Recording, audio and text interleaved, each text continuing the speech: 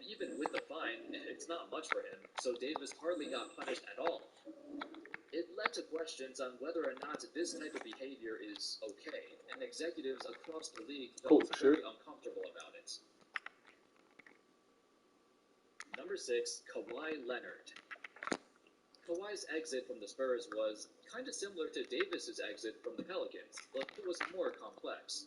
It started off as being an absolute shocking trade demand. The Spurs just came off of having a spectacular season. Despite getting swept by the Warriors, that was mostly because Kawhi got injured. They were still one of the top teams in the league and expected to bounce back when Kawhi recovers. Over the summer, the Spurs gave control of Kawhi's injury rehab process to his management team, instead of the Spurs' own doctors. Afterwards, the timeline for the rehab process was very strange. And the Spurs had no idea what was going on, as Kawhi's uncle and his other managers weren't telling them anything. There was a lot of speculation on what was going on, everything from him having a degenerative quadricep injury to possibly sitting out games on purpose. Nobody knew outside of Kawhi and his managers. By January of 2018, with the lack of communication, the rift between him and the organization grew. Despite being medically cleared to play, Kawhi still wasn't playing. And he wasn't even cheering for his team during the playoffs. This tension came to a climax in March, where the Spurs held a players-only meeting, where Tony Parker and Manu Ginobili called him out and questioned why he wasn't playing. Then, Parker made a jab that his own quad injury was 100 times worse than Kawhi's, yet Tony recovered quickly. It was a conflicting year for the Spurs, and the cracks were too big to ignore. There was no room for reconciliation. At the end, Kawhi's trade request was granted. Well, sort of. He wanted to go to LA, which did not happen immediately, so I guess it wasn't granted in the way he wanted. But then, he still won the championship in Toronto, and shortly afterwards, he went to Los Angeles like he wanted. Zach, free TurboTax live tax expert. Why do you need a tax expert? His advice is free, and I can file for free. Is my son still a dependent if he eats my food? File a simple return for free, now with advice from TurboTax live expert. Why am I thinking tomorrow? So, if I go Monday, I'll go. Look at this. Home spikes now. Chocolate folder. Number 5, Carmelo Anthony. Melo's time on the Nuggets was actually very good. He led them to 7 consecutive playoff appearances, but by 2011, the team was stagnant, and Melo sought for a different scenery. Born in Brooklyn, Melo always had a connection to New York, and really wanted to be in that spotlight. Even though the offseason to sign him, Melo pushed hard for a trade, because he wanted to sign an extension in New York so that he could years down the road. As a result, the Nuggets were forced to trade him, and the Knicks were forced to give up so many assets, almost their entire starting lineup and multiple picks for Melo. The thing is, neither team wanted to do this trade in the first place. The Knicks preferred to wait it out until the offseason to sign him. But the threat of Melo possibly signing with the Nets was too risky for them. The Nuggets, of course, never wanted to deal him in the first place, because they felt like they were in a good spot, and wanted to re-sign him. The only winner of this trade was Melo himself. Number 4, Vince Carter. At one point, Vince Carter was the most hated man in Canada. After his 6 seasons in Toronto, VC racked up 5 All-Star selections, numerous All-NBA selections, but the Raptors as a team were rapidly falling off. By late 2004, Carter wanted to leave, but it was mostly because he was fed up with upper management. With a new GM, Rob Babcock, the Raptors were supposedly going to change and move into a new direction. But instead, nothing changed at all. Carter made a public trade demand, but the Raptors had no obligation to trade him, as he was worth a tremendous amount of value. Oh, he missed! He decided to take matters into his own hands. He would purposefully play poorly and not give any effort at all. He was sandbagging and making a joke out of himself and the entire team. It was very evident You he was not at all got to hit that. the New Jersey Nets put up the best numbers of his NBA career. Excuse me. You could see a quick comparison of his numbers in the 2004-05 season, before and after the trade to the Nets. I'm not sure what's worse, purposely sitting out games because you want to get traded, or playing in games and giving zero effort whatsoever. Fortunately, the relationship between him and the city of Toronto slowly healed over time. Everyone realized that, regardless of his Fucking actions, Chris he brought Paul, energy to the entire country bro. and brought a level of excitement for a sport that was rapidly expanding. Number 3, Charles Barkley. In Barkley's first 8 years in Philly, he had the time of his life. He was mentored by Dr. J and Moses Malone early in his career. He met his future wife in Philly. He was making boatloads of money, millions of dollars, to lift his family out of poverty. And he developed into an absolute superstar, a top 5 player in the league during his prime. But by the early 90s, after years and years of struggling to make a championship run, Barkley got fed up. In an interview decades later, he recalled his time in Philly, and this is what he said. The only regret I have is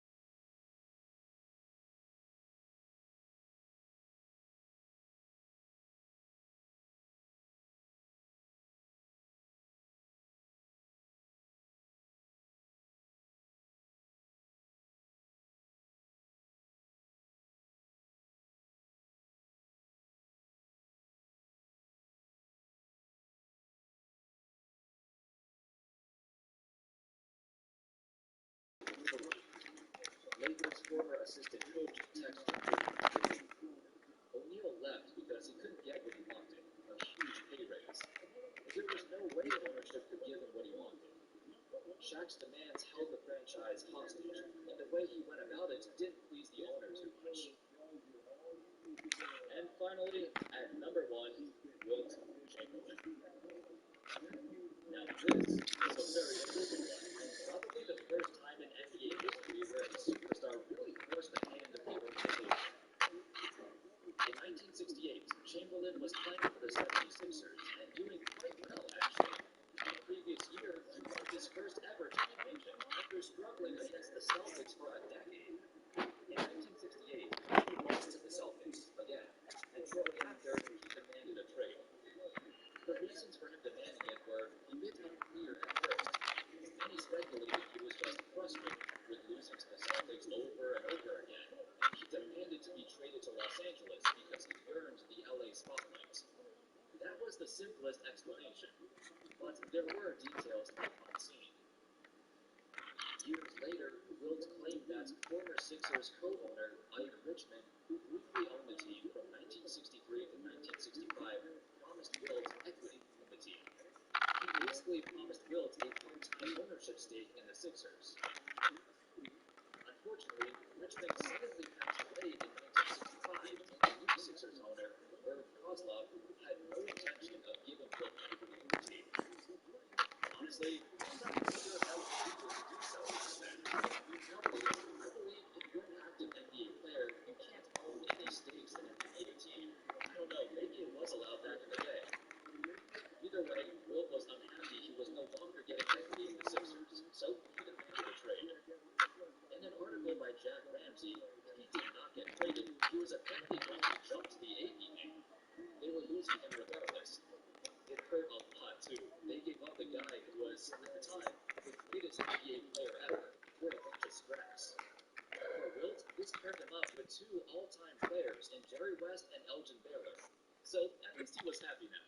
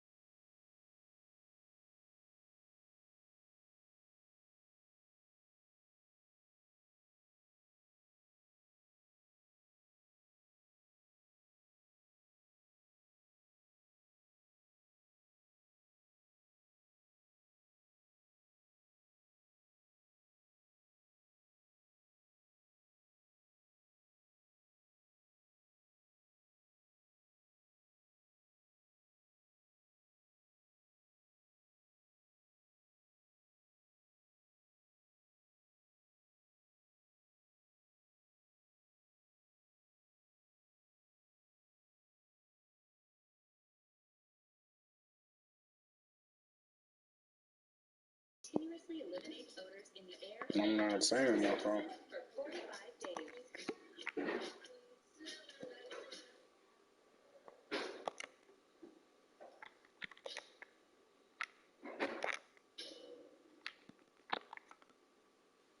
Personal foul. Unnecessary roughness. It kind of seems like there's a target on my head. Oh my goodness. That's going to be suspension. I could see if it was a fine or something, but not a suspension. I mean, there has always been a target on my head. Montez Burfict via the NFL. Unnecessary roughness. It is a call that a lot of players get flagged with in their NFL careers, especially those on the defensive side of the ball, especially more recently ever since the NFL has been doing more to protect quarterbacks. However, some players tend to get this penalty more than others, and to go even further, there are the players who are known for being extra dirty. Who is the dirtiest player in the NFL?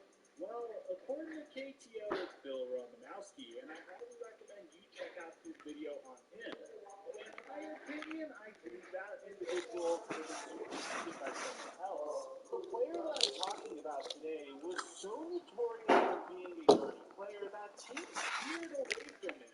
From the very beginning, he wasn't drafted, had trouble being signed as a free agent, multiple suspension.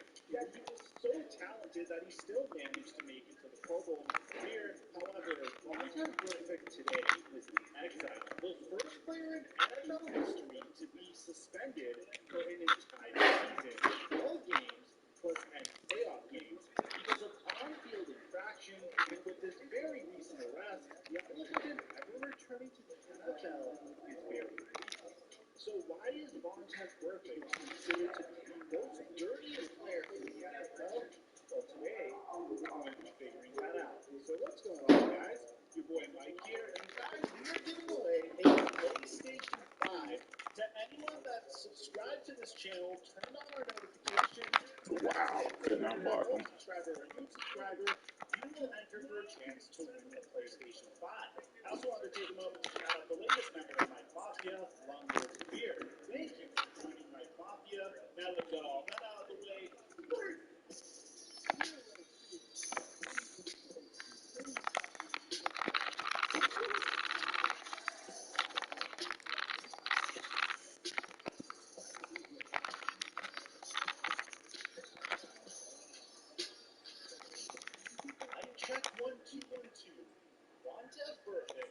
James, 6'1", 248 pounds from Roma, California native, who excelled in high school at the linebacker position. In his prep days, he was listed as a 5-star recruit and was considered the #1 inside linebacker prospect in the nation. Even in high school, Burfict was built for laying out the opposition. He was so intense that his own mother stated in an interview just last year that fellow parents would come up to her and ask Burfict not to hit their son so hard. The hits were even low on quarterbacks and would sometimes help with the help of other illegal maneuvers, but he got away with a lot more back then. After first committing to USC, he swapped That's American probably the State best game I've seen Jamal Murray and play joined the Sun Devils alongside 3 fellow high school teammates and actually shoot decent. ASU's historically highest recruit. Burfict, however, had struggled academically in high school. Everyone wasn't sure how he would meet Should not be NCAA losing to the eligibility Pistons. requirements. Somehow, Burfict qualified academically, and just a few games into the season, went on to be ranked second in the team with 30 tackles, although only starting in half of the games.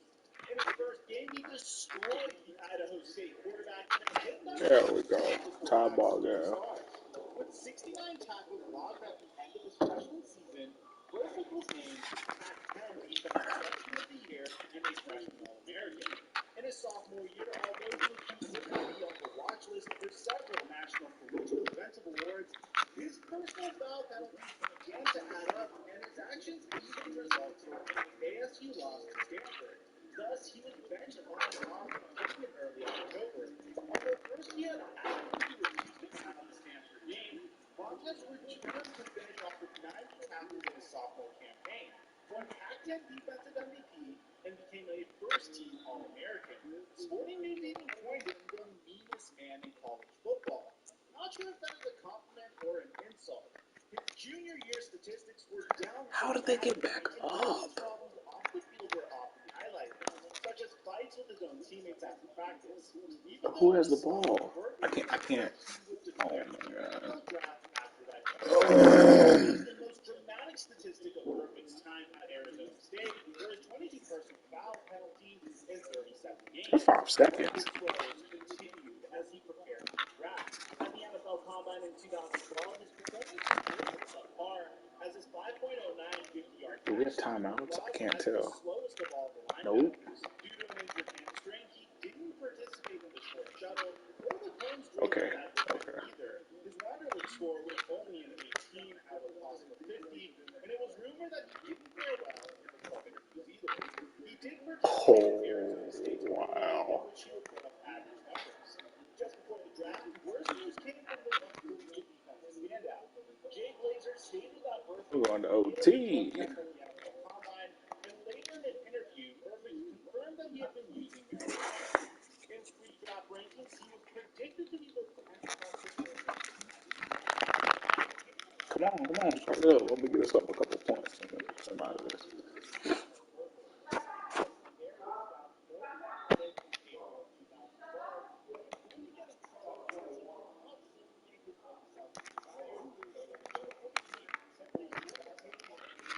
T. Jokic, bring it up. Bring it up.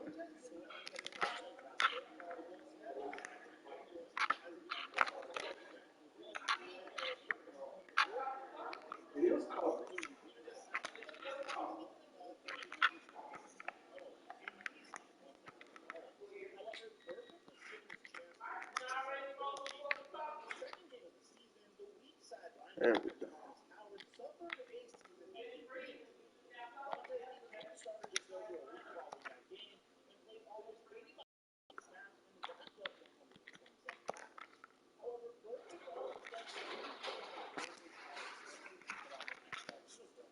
But at first, he seemed to not be quite as violent as he was in the past. It wasn't until January 3rd that he was flagged for his first unnecessary fitness penalty, which was against Houston, and amazingly, he went into 6 wins in a row.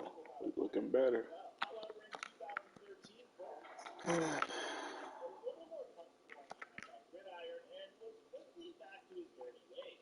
In a September game against Green Bay, he received his first NFL fine, a $10,000 fine for an accidental play low cheap shot to the groin. Oh, shoot. Porter's hurt. He's hurt, but he's still playing. Oh, no, here it go. Yeah, he's gonna be out for 2 weeks. On October 13th against the Buffalo Bills, Burfict cost the Bengals 45 yards and penalties and for a face mask flag. The NFL again sent him a letter finding him for $7,785. This is the best we're playing all season now. Fine for spearing the Jets Stephen Hill with his helmet. The fine price this time was $21,000. His total 2019 fine was just under $60,000. Note that his annual salary was well under $500,000 for that season. However, his play consistent as he played in most seasons snaps. Won 8 straight.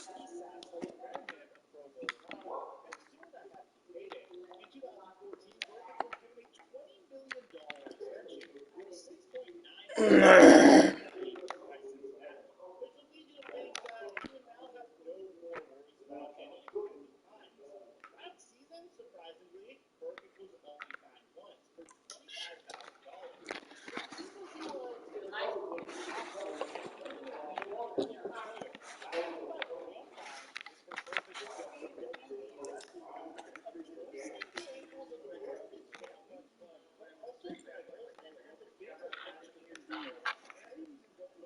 imagine both teams were unhappy about his actions and called for his suspension. The Carolina Panthers receiver interrupted concussion with the Panthers caught up with Martin as he missed 2 games due to concussion out of the last 9 games. At his injury level with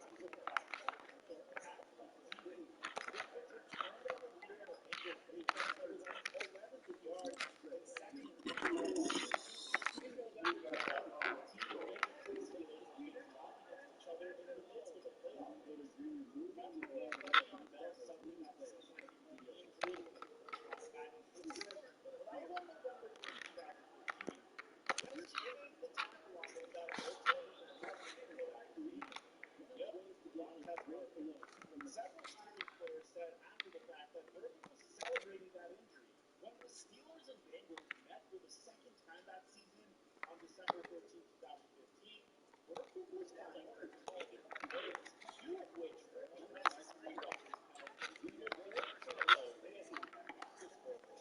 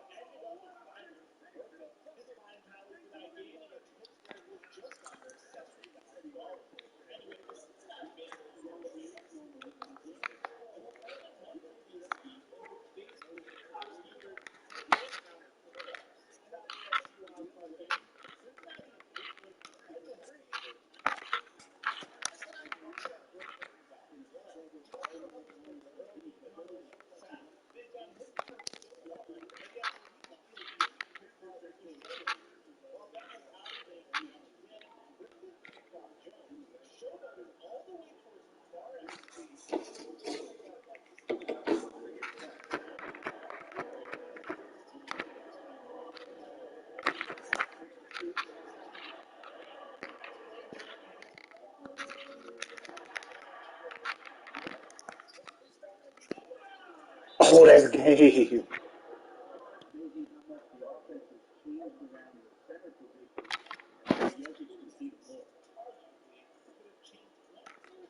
He hit that. The streak stays alive. He hit. Let me make sure no.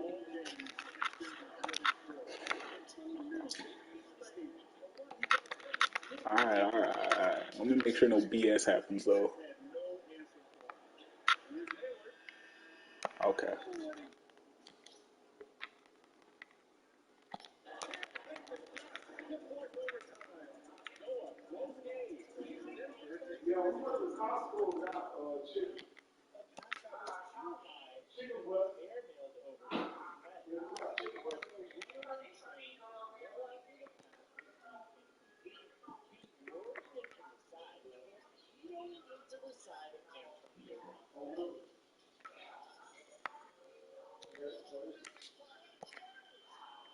Ah, 9-game streak in jeopardy.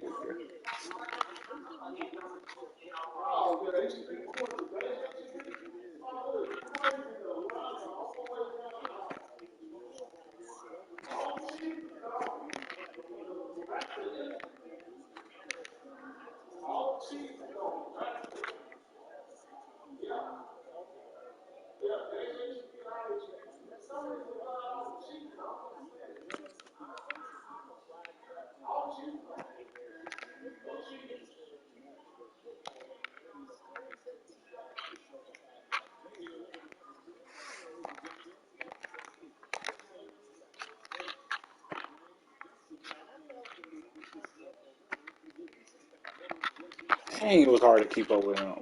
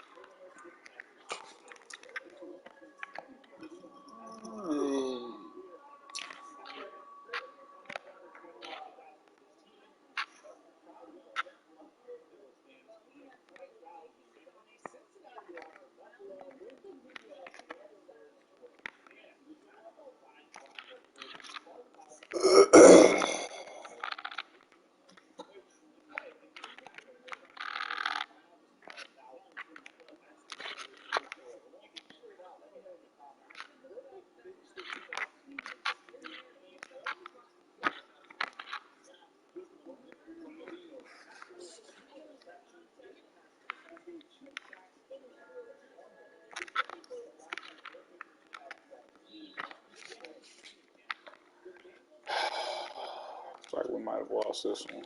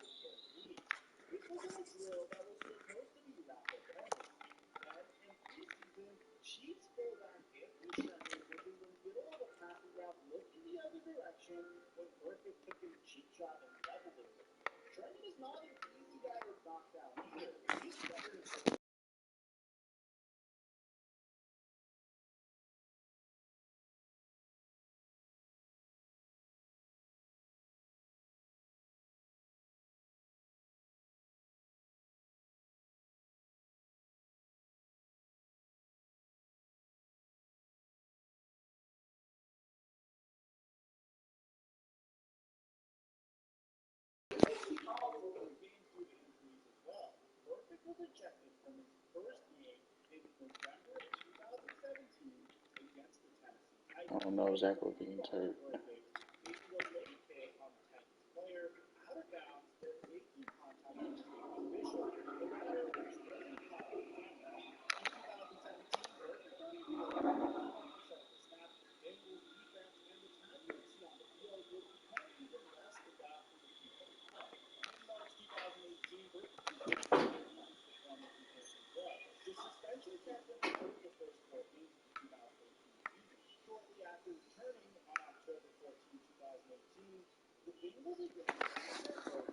It's crazy with them triple doubles.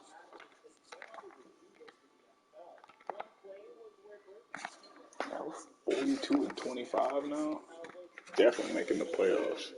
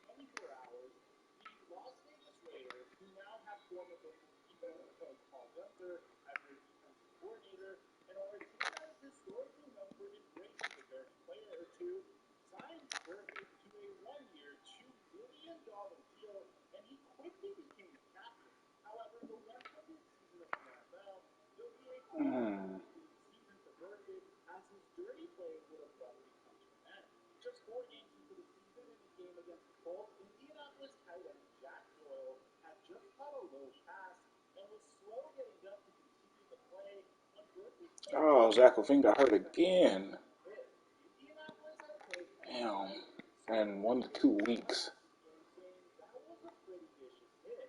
Thankfully, Jack Doyle came out of that one clean with no concussion symptoms. Alright, so Something like that, attacks one of the players, that's just not supposed to be in the game. And when it's against so players, you naturally have a I should reaction. see a lot of step up from Murray then. Game and the follow-up action seemed very appropriate. 44 and 26. I want to get to 50 wins. That'll be okay. Michael Porter's fully healed, bad.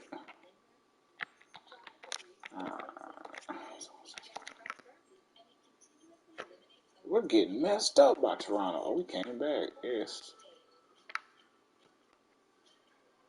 Damn. Damn. Hold on. Reinstated by the NFL in February of 2020, and reported around that he was looking to bring them back.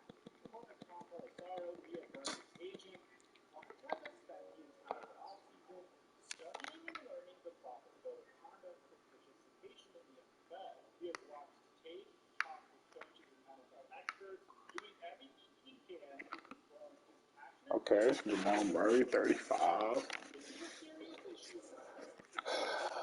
Better. Better. However, Berkeley's series can not only be violent on the field but off it as well. As in the early morning hours of December 5th, he was arrested in Las Vegas on a misdemeanor battery charge. Another 30. Okay. But the meeting had of the case. That latest saga of Montez Burfict probably derailed his return to the NFL. However, that is more than likely a good thing for his opponent. We keep going. Opponent knew that Burfict specifically out of his way. For many, it seemed like the end was close.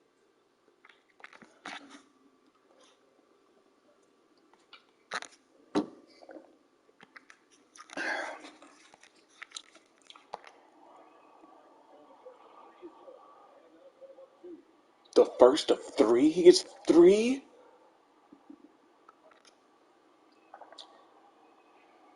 Oh, he missed one. Bad. Come on.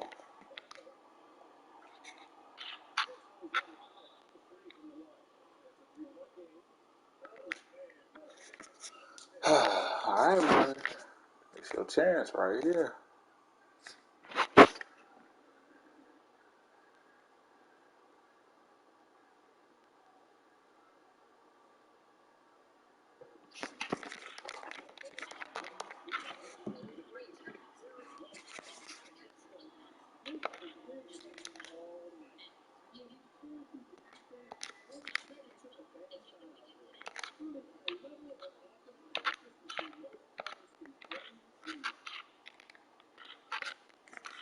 Oh, wow.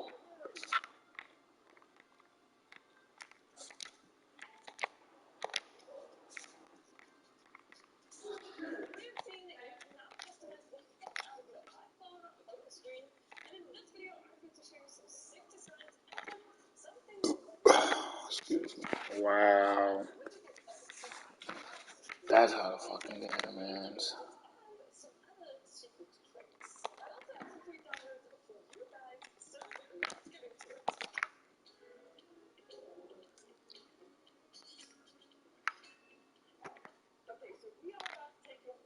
Oh, we won by 1 freaking point.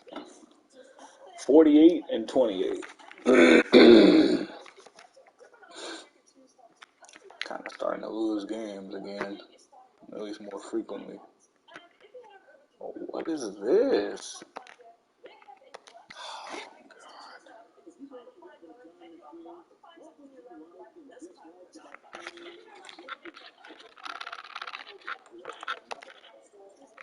they said Zach Levine is injured, but he tried to come back quicker. That's not good.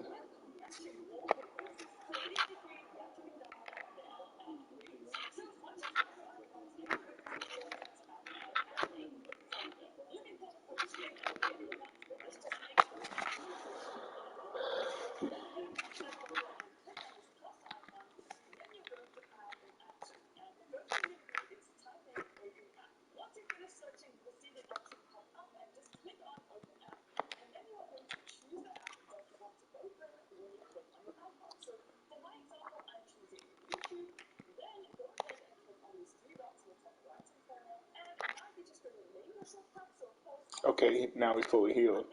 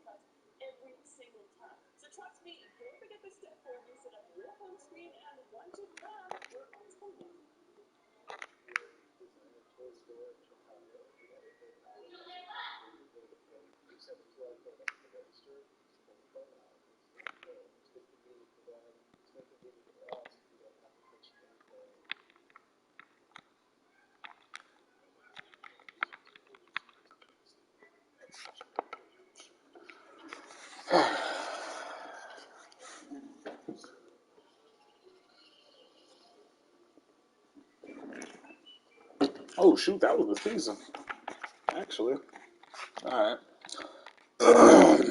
Well, this is the season. Okay. Okay. Let's peep all the awards. Luka wins it. Okay. I guess I'm not really surprised.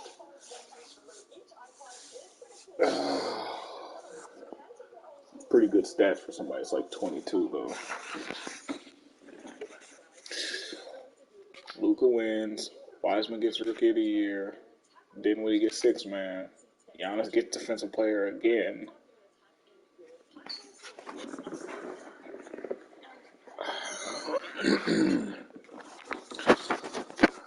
Most Improved. Steve Nash, Coach of the Year. That's funny. The offense is 90. Yeah, the offense is 99 overall. Executive of the Year? That's an award? That's gotta be new. Alright, let's look at first team, second team, third team, and then defensive, and then all rookie team. Alright, this is first team. This is like the best point guard, best shooting guard in the league. Center, okay. It's a tough five. This is a second all-time team.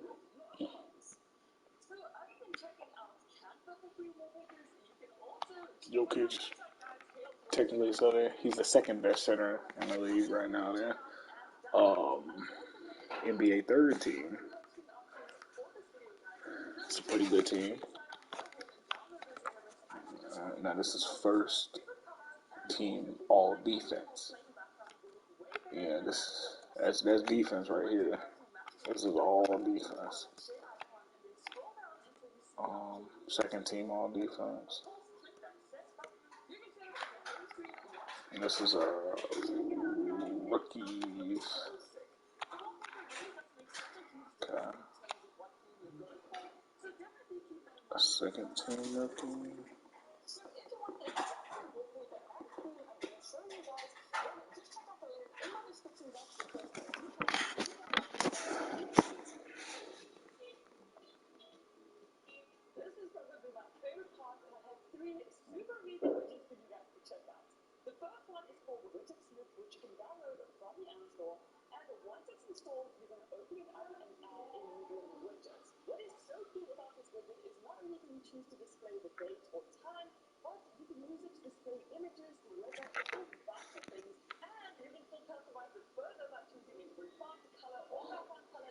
I'm gonna just go through the first round.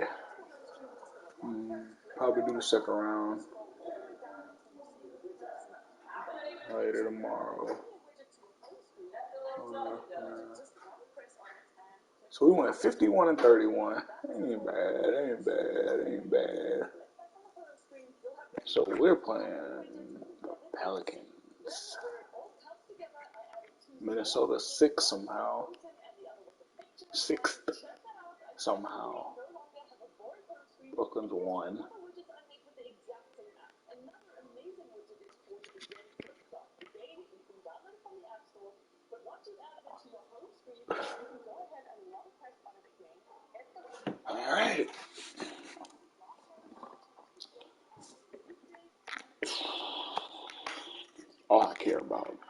It's my team, so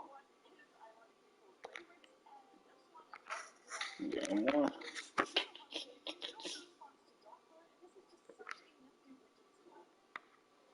What the hell? Oh God.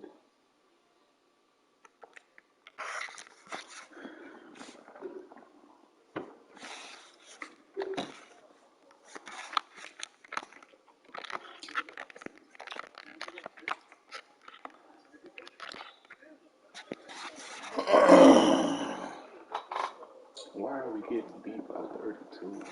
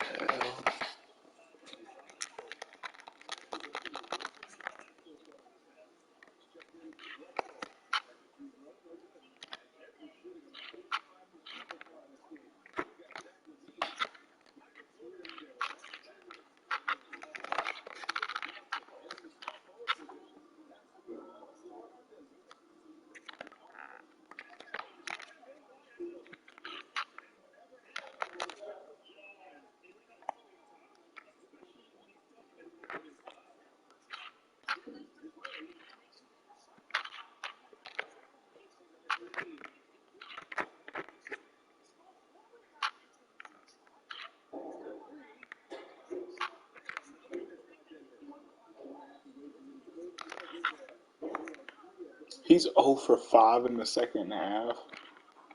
All on threes.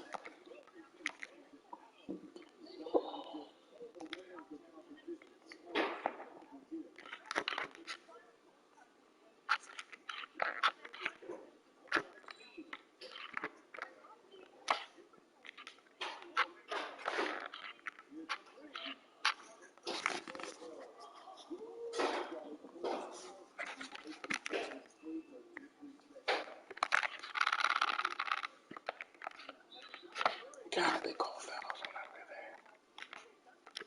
This looks a bit over.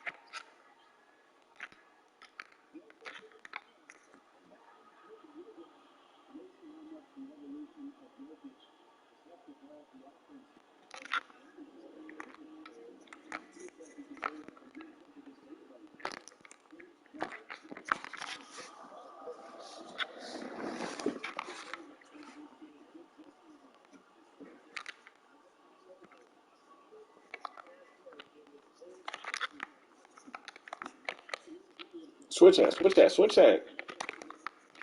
Oh, God.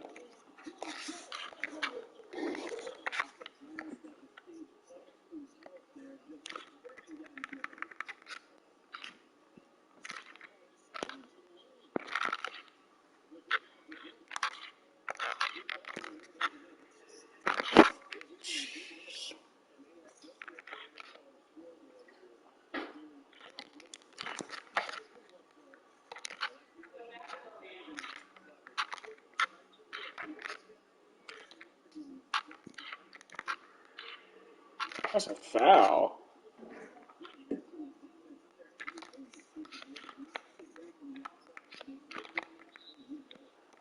was out of bounds.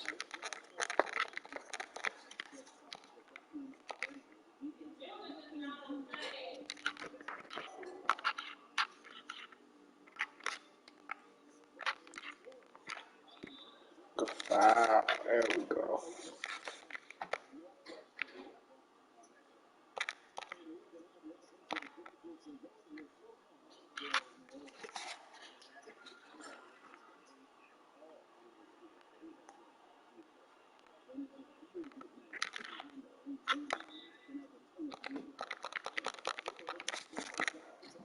Down 0-2.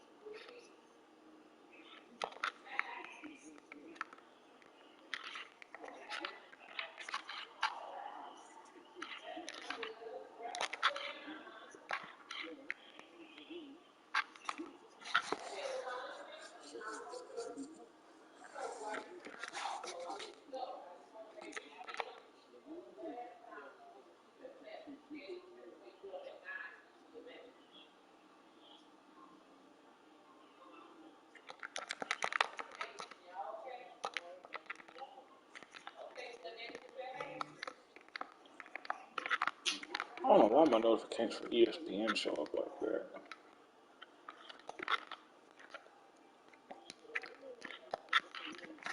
I don't know how the hell did Brandon Ingram hit some messed up like that?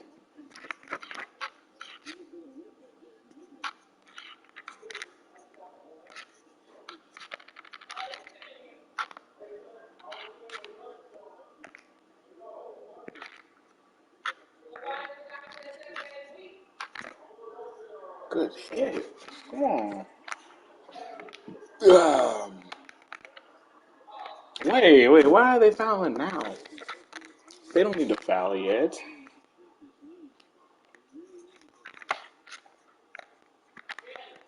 That's 5 seconds. Can I turn intentional fouling off?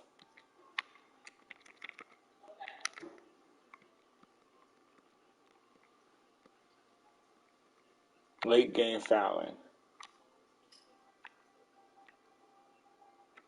Yeah. I hate that. I hate that so much, but it's too late now.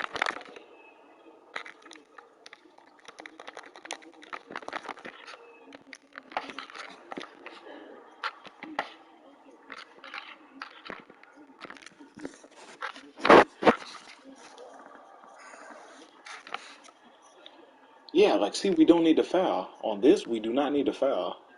Just guard them tight. Oh, God, I can't stay in front of Brandon Ingram. He shot that. He makes it. Oh, goodness.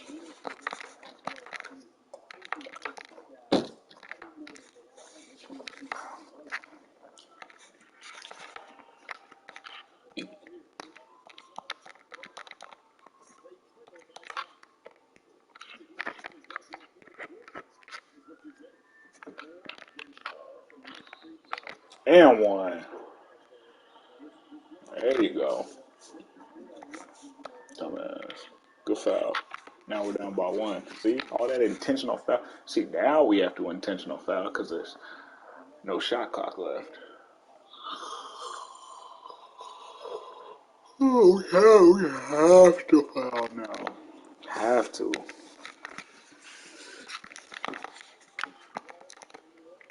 I want to foul somebody like, yup, right there, Lonzo Ball.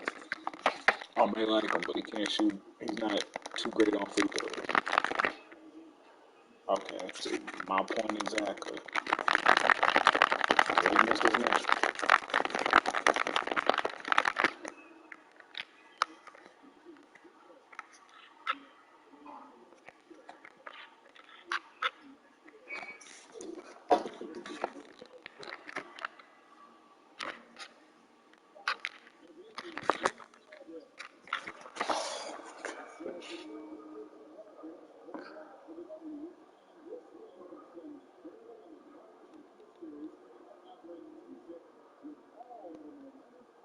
Oh my God.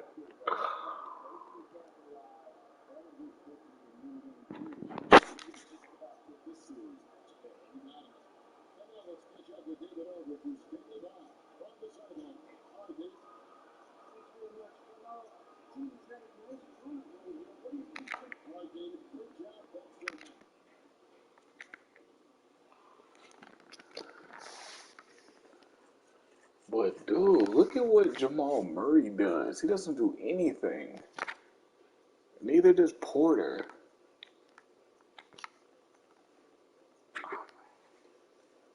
Can't do it all by himself. He went 15 for 28. It's pretty impressive. Out of 28 shots, he only missed 13 of them. Okay. Somehow Miami beats Brooklyn their first game. Orlando beats Toronto. Okay. Yeah. Let's try game 3. If not, I got one more game after this. Look at this shit. Let me catch him. Oh my God, we're really losing again.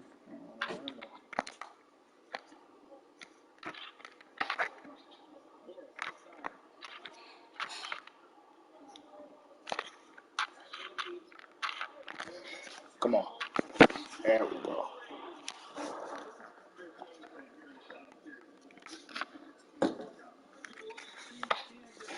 Dumb timeout.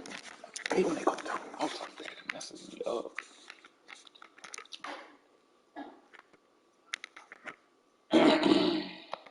Then look at this. They just score even more.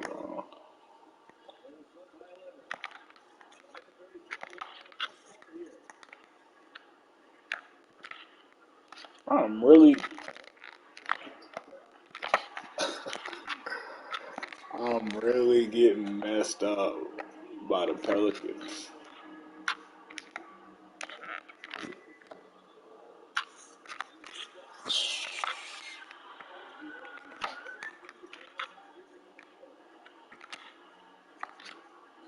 We won 51 games this season, and we're over here finna lose stuff. 0-4 in the first series.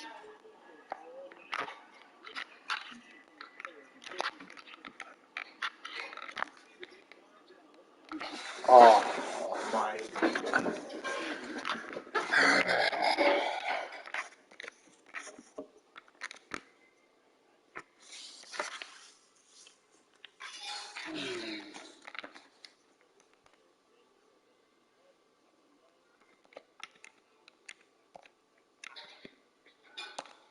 Jokic is fully healed.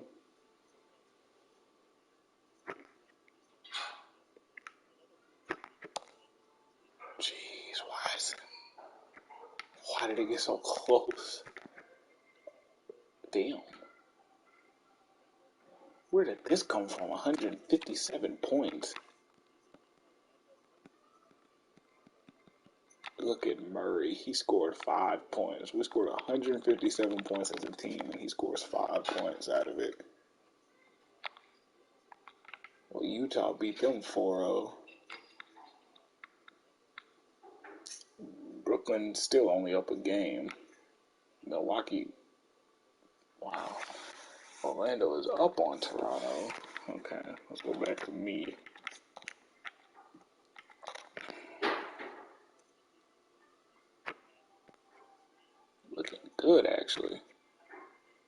Yeah, that game.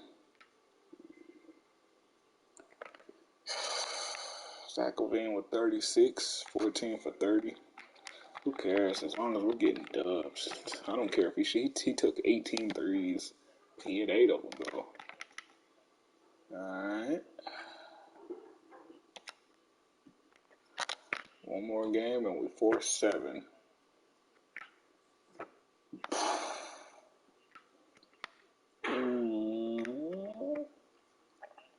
Looks like we got that too. Oh, LaVine, okay. LaVine with 41 this time. 8 for 14 on threes. It's a good game. Murray scored at least over 10 points. Orlando is really finna beat Toronto. And the Hawks came back on Boston. We're gonna have to play the Clippers if we win. Okay. Came back from 0-3. We're gonna win 4 straight, and we're already losing by that much in the first quarter. We're losing by 14, by 25.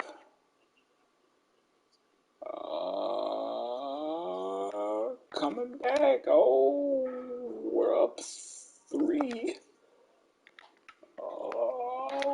Okay. We're up 10. 9. Okay, coming back. 5, 2, 3. Wow.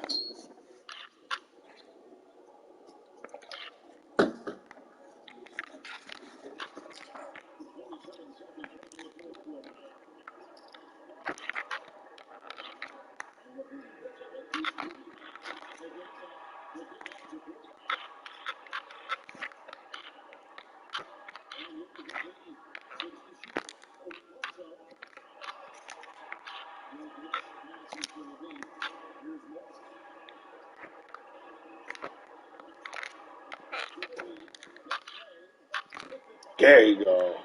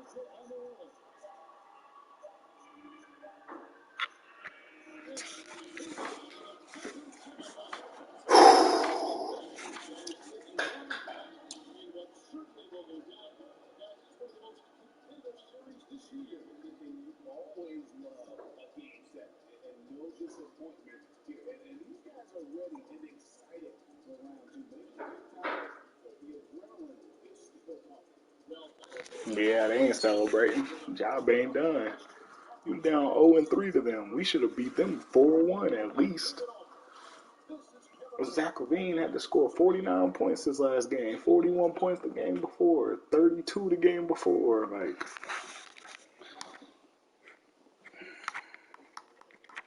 what did Murray do? If Murray would put up at least 15 points a game, that'd be better. He's over here scoring like 7 and shit. He plays too many minutes to not score more points.